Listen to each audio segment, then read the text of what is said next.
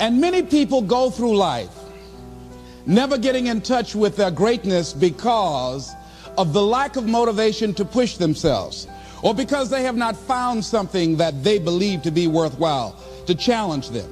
That many talented persons have gone unnoticed, and the world never had a chance to be exposed to their talent because that person did not take the time to begin to express or to demonstrate or to motivate themselves in the direction to bring that which they came into the universe to bring.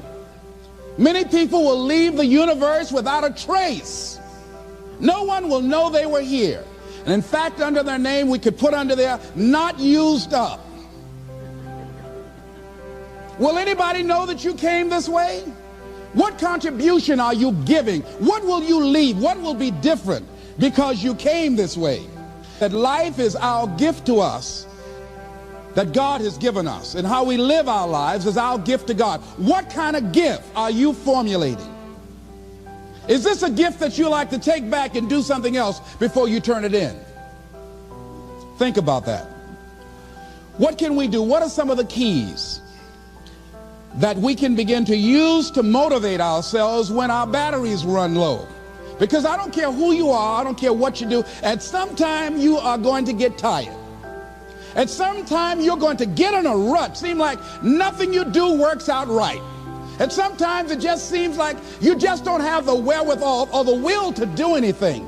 That sometimes you act like you're punch drunk. You're just wading through life, just doing time day in and day out, looking at non-discriminatory television, anything that's on, just looking. And depressed, feeling powerless, feeling useless, and bored. What do you do? How do you get yourself out of a rut? How do you, when you know you can do more than what you've been doing and you're not doing it and you're discontent with where you are, you get angry at yourself. How do you get out of that rut? How do you motivate yourself? One of the things that we must do is that we must be involved in working on achieving self-mastery. You must work on yourself continuously. Never be satisfied with yourself. Always know that as you invest the effort and time on you, that's the greatest ability that human beings have above animals. See, a dog can't be anything but a dog. Tree can't be anything but a tree. Human being, you've got unlimited potential. You can put effort on you, and by concentrating on you and developing you, you can transform your life wherever you are right now. So you want to work on yourself. You want to read books that inspire you and motivate you. You want to listen to tapes over and over and over again. And I suggest that you listen to tapes when you first get up in the morning. You want to control the spirit of your day. When you first wake up in the morning, your mind is operating at 10.5 wave cycles per second. That's when the subconscious mind is most impressionable. Whatever you hear in the first 20 minutes when you wake up, that will affect the spirit of your day. When you listen to tapes, listen with relaxed belief, believing that this can happen for you. And by listening to them, listen to them over and over and over again, and you will get a breakthrough. You can listen to the same tape for months, and all of a sudden you hear something you never heard before. It have a special meaning for you. Or read the same book over again, and you find some special insight. You said, I can't believe I didn't see that the first time. So you want to be involved in developing yourself. Most people won't do that.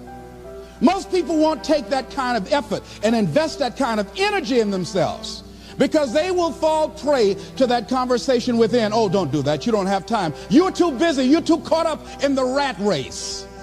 Most people won't do that. Well, they won't take time to go to lectures. They won't take time to go to seminars. They won't take time to go to classes to improve themselves. And as you continue to work on yourself, you will begin to expand your vision of yourself. You begin to work towards self-mastery. And you will begin to see it reflect itself in all the dimensions of your life, your mental life, your physical life, your social life, in your relationships, your monetary life. So concentrate on developing yourself. Because if you don't, I guarantee you that you will make a settlement. And most people have. And most of us already have. What kind of settlement have you made with your life? Many of us are making in-life settlement. We're settling for less than what we actually deserve. We don't feel good about it, but we make it work in our minds. We'll come up with some kind of excuse to make it all right. What kind of settlement have you made with your life?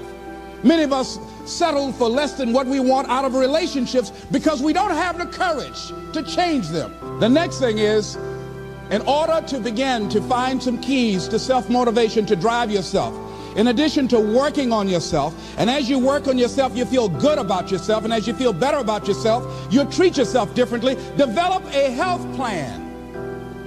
See, you can't feel well and do well if you don't have good health.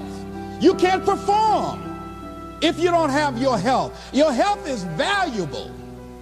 Develop a health plan. A plan that you will follow, because this is the only vehicle that you have to carry you through this experience called life. And you want to take good care of it because you love you enough. You care enough about you. And that's not easy. It is not easy having a health plan and sticking to it.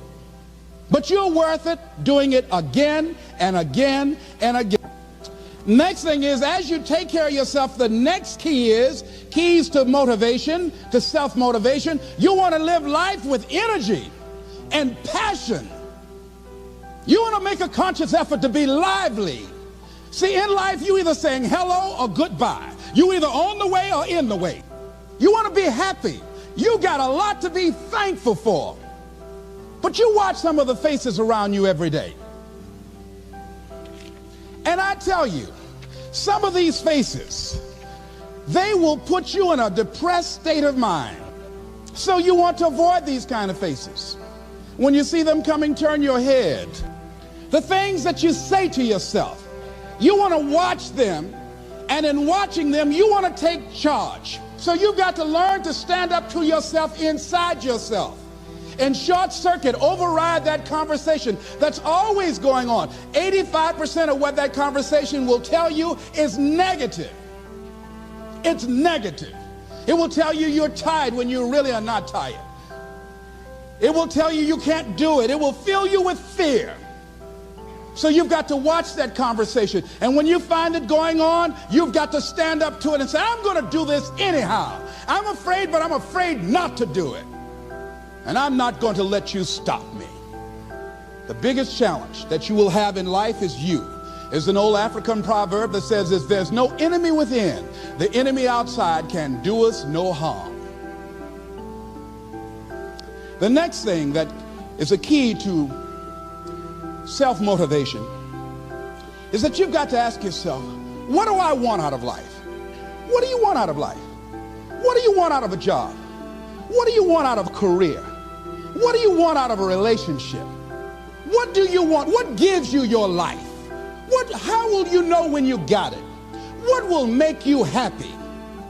You need to know. You need to start asking yourself some questions. What do I really, really, truly want? You need to be exact about that. Don't be vague. Oh, I just want to be happy. That's too vague. What will make you happy? How will you know when you got it? Zero in on it. Be exact. Be specific. And as you do that, that will stimulate that superconscious mind, or the reticular activating system of your mind, that will begin to find those things, to identify with it. And once you begin to determine that which you want, take the time to write it down. Don't just think about it. Write it down. That is a subjective process that engages the subconscious mind. Write it down. Once you write it down, read it 3 times a day, morning, noon, and night. Why is that important? Because what it will do, it will cause you to focus. It will cause you to concentrate. When that other conversation is going on telling you what you cannot do, telling you all of the impossibilities and all of the obstacles, your concentrating will begin to create a larger vision within yourself, and you start looking for and seeing some new opportunities. You start creating some openings for yourself. As you begin to read that every day, day in and day out, that will make you focus. That will discipline your thinking. And you'll get all kind of creative ideas. As I talk to you right now, being involved in this immersion process, you're going to create some openings for yourself. You're going to get some ideas. You're going to feel your adrenaline flowing, and you're going to think about something, some idea you had. And you say, I want to go back and I'm going to look at that again from a different vantage point, not from the level of the problem or the obstacles that I encountered, but from a higher vantage point. Because what you will begin to see and to know as I talk to the higher consciousness within you, that you are powerful, that you are a miracle worker. And that inner conversation has conditioned you to believe that you are not. And as you begin to discover the truth of who you are, whatever challenge that you're facing in life, and if you're living, you're facing some challenge, you'll begin to know that you're powerful and that you're a miracle maker.